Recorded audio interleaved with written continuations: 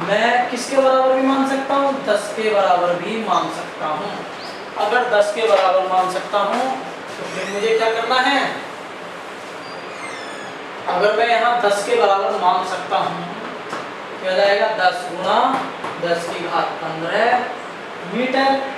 एक 10 ये रहा, एक घात, बेस सेम है। देखिएगा क्या है, बेस सेम। अगर जब बेस सेम हो तो क्या करते हैं, उस बेस को ऐसे ही ले लेते हैं और जो ऊपर गुणा में घातें होती है वो क्या हो जाती हैं, जुड़ जाती हैं। तो 15 और 1 कितना हो जाएगा, 16 मीटर। मैं इसको यहाँ इस तरीके से भी लिख सकता हूँ और इस तरीके से भी लिख सकता हूँ। दोनों क्या है मेरे पास, मान्य है। दोनों क्या है मेरे पास, मान्य है।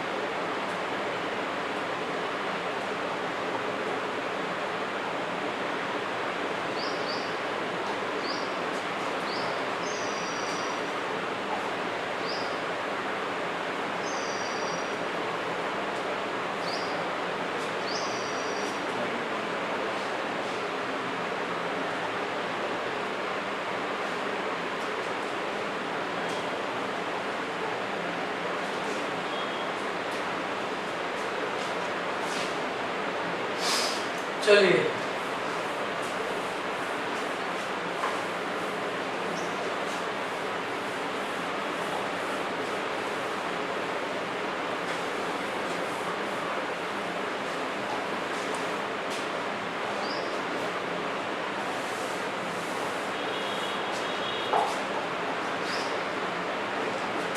अब मैं यहाँ बात कर रहा हूँ 1 मीट्रिक टन की।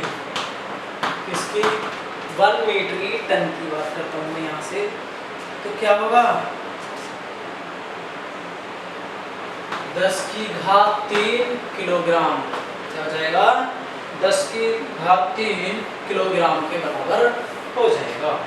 अब मैं यहाँ पर 1 क्विंटल की बात करता हूँ, 1 क्विंटल की बात करता हूँ। क्या हो जाएगा, 1 क्विंटल में कितने किलोग्राम होते हैं, कहा 100 किलोग्राम होते हैं। कितने होते हैं, 100 किलोग्राम होते हैं। 100 किलोग्राम क्या कर सकता हूँ मैं, 10 की घात -2 किलोग्राम भी लिख सकता हूँ। क्या लिख सकता हूँ, 10 की घात -2 किलोग्राम भी लिख सकता हूँ। अब मैं यहाँ पर 1 ग्राम की बात कर रहा हूँ। तो 1 ग्राम बराबर किसके हो जाएगा, अगर मैं यहाँ किलोग्राम में चेंज करने के लिए बोल रहा हूँ, इन सब को मैं किलोग्राम में चेंज करने के लिए बोल रहा हूँ, तो 1 ग्राम बराबर किसके हो जाएगा, 10 की घात 3, यानी 1 का 1/1000वां भाग। तो मैं इसको ऊपर ले जा सकता हूँ, तो मैं यहाँ 10 की घात 3 किलोग्राम कर सकता हूँ, बिल्कुल कर सकता हूँ। फिर उसके बाद मैं यहाँ पर 1 मिलीग्राम बराबर किसके लिख सकता हूँ, 1 मिलीग्राम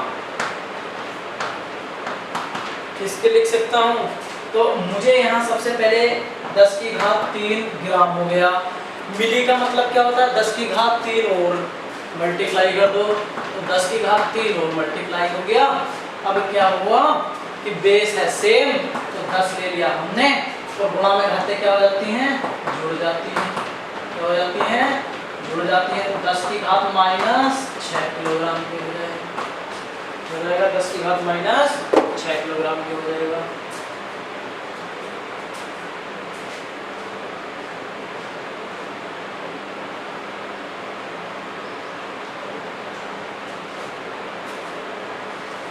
चलिए अब आगे देखिए।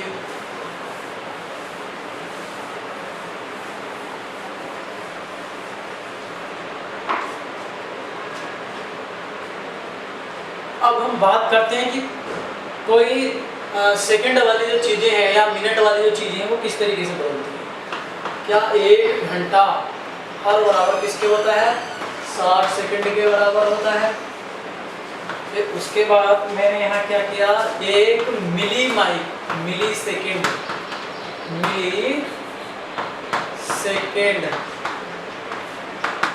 किसके बराबर होता है, 1 मिली सेकंड बराबर होता है 10 की घात -3 सेकंड के। इसके बराबर होता है 10 की घात -3 सेकंड के।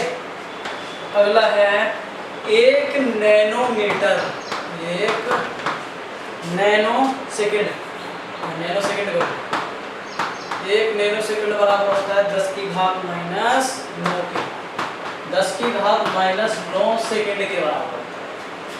अच्छा, अब यहाँ पर ये जो है गलत हो गया, 60 गुणा 60 करना पड़ेगा, क्या आ जाएगा 3600 सेकंड के बराबर आ जाएगा। इसके 3600 सेकंड के बराबर आ जाएगा।